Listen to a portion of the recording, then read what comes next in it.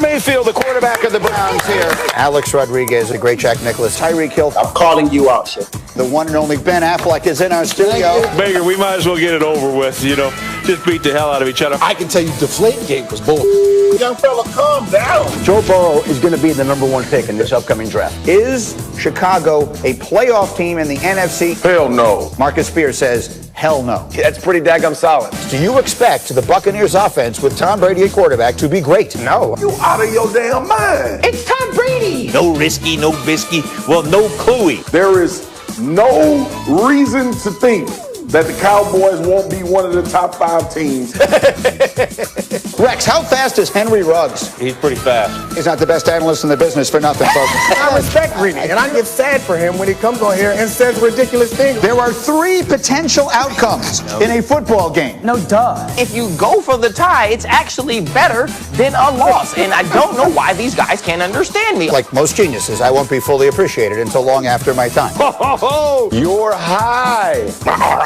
I am Cash Money. Go to the basketball moves. Bro, you was tripping. You know what I'm talking about. Look at the smoothie. What the hell is Mike doing? A very large man is going to smash tiny helmets.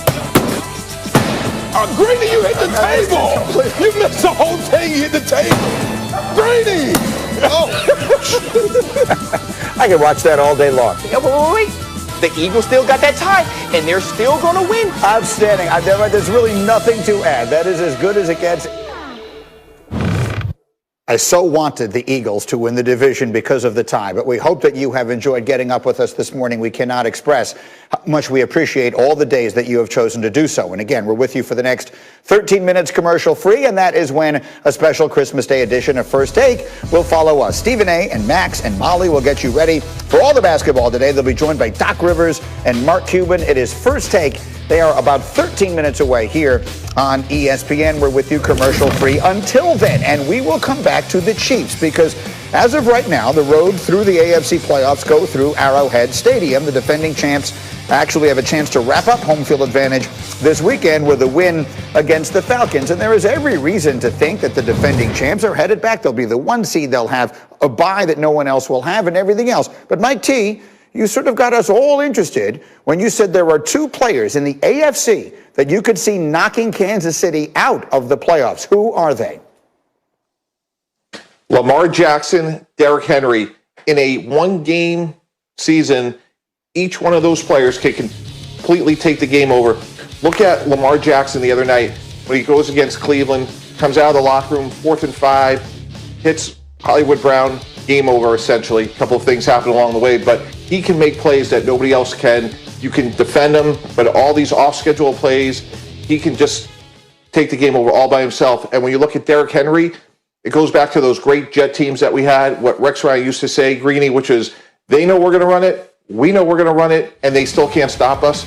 And I think that's what's going to keep Steve Spagnuolo up at night, the defense coordinator of the Kansas City Chiefs, which is Derrick Henry controlling the line of scrimmage, time of possession, and limiting Patrick Mahomes maybe to 5 or 6 possessions. So Lamar Jackson, Derrick Henry, those are the 2 players that could send Kansas City home. Right now, the Titans still battling to try and win that AFC South. The Ravens, as we speak, are actually on the outside of the playoff picture looking in. They will need some help to get there. Bart, which one of those are you buying more than the other? If you're Kansas City, you're more worried about Lamar or you're more worried about King Henry? I'm more worried about King Henry because I think he opens the passing game. But I think sometimes we forget that when you think about Derrick Henry and his dominance, he's getting stronger as everybody else is getting weaker. This is a battle of attrition. And when the weather gets cold and those shoulder pads stiffen up, guys are making business decisions. He's a guy that really wears you down in the 3rd and 4th quarter. Lamar Jackson doesn't get stronger as the game goes on. And listen, I think we have to put an asterisk about Lamar Jackson and his return and how great he's been. He's basically had 3 homecoming games or 2 homecoming games going against Jacksonville or going against the Dallas Cowboys. Now, I appreciate what he was able to do against Cleveland, but that's big brother smacking up on little brother. When you think about what the Titans have, maybe returning to the scene of the crime, remember he has 2,000-yard receivers. AJ Davis and Brown is going to be 1,000-yard receivers. So I think that is a different level of dimension that maybe Lamar Jackson can't add. Well, I tell you what, the folks in Baltimore are so upset they just messed with your camera because you are the former Raven, and here you are questioning the greatness of Lamar. So I just want to make sure in the 1 minute that I have left for this, you're not totally buying in on Lamar, big picture, long term, everything else, all kit and caboodle in Baltimore. Well, I think they just have to go out and get him a number one receiver. And I think, there's going to be a lot of people out there that they can sign. Maybe they can get Allen Robinson. Maybe they can go out and get Godwin. Maybe they can go out and address that position. But until you do that, and Hollywood Brown and Dez Bryant with an old Achilles is your number one or number two, the guy you're going to, you're not going to win many games, especially when you talk about going on a 3-game winning streak to get to the Super Bowl. All right, there do seem to be some question marks there. Again, the Ravens, they have to win out, and they still need a little help to beat out Miami for the final playoff spot in the AFC, while the Titans are battling it down the stretch these last 2 weeks against Indy to try and win the AFC South. Next order of business, and seems very appropriate on this Christmas Day, a feature that we are calling O Tannenbaum, as you are going to give us, our former general manager here, Mike Tannenbaum, your biggest quarterback carousel move that we will see during this offseason. O Tannenbaum, the floor is yours. Carson Wentz is going to leave the Philadelphia Eagles after the season, and he's going to go to none other than the New England Patriots. And what a gift that's going to be for the New England Patriots. Greeny, he's going to be 28 years old next season. And when you think about what he's done, he's been a starter since 2016. He's thrown 33 touchdowns in a single season. And if he's healthy and he's confident, Bill Belichick may have his quarterback for the next 10 years. It didn't work out with Cam Newton, a move that I liked. It just didn't work out. But boy, what a gift that could be. Carson Wentz to the Patriots, rejuvenated, healthy, look out. They could get back to the AFC East real quick.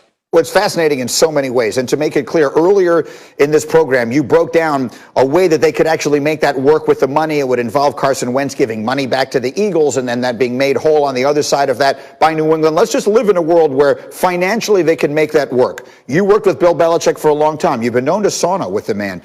You're telling us that Carson Wentz is the quarterback that he would like. The skill set that Carson Wentz has is what Belichick would want. Greedy, if you study Coach Belichick over the last 25 years, he wants big, physical, strong, smart quarterbacks. Carson Wentz, when healthy, when confident, checks those boxes. The offense could look really similar to what they did with Tom Brady because he's a full-field quarterback. He has really good arm strength. Again, it's about getting his confidence back, and that's what he lost in Philadelphia, and nobody could build that up better than Coach Belichick.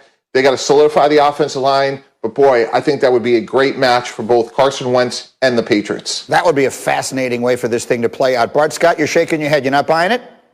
If I'm Carson Wentz, why would I want to go there with a project where I have to rebuild an offensive line and have a lot of question marks at receiver when I can go have a reunion with the guy who I played the best with, and Frank Wright? You think about how many times this guy's been hit. 50 sacks this year. You look at Phillip Rivers in Indianapolis, he's been sacked 14 times. So you put Carson Wentz, a mobile quarterback, inside of that, behind that great offensive line, you have an opportunity for him to get back to that MVP level. They have a young running back, they have young weapons on the outside, and I think him going back to a comfortable, familiar offense will allow him to make a smooth transition. And when you think about that the Colts already have $40 million invested in their quarterback position, they'll actually be saving money with Carson Wentz coming at $38 million underneath the 40 they're spending between Jacoby Brissett and between Phillip Rivers. It's a very interesting thought, actually. It should be reminded that it's really never been the same for Carson Wentz since Frank Reich left Philadelphia.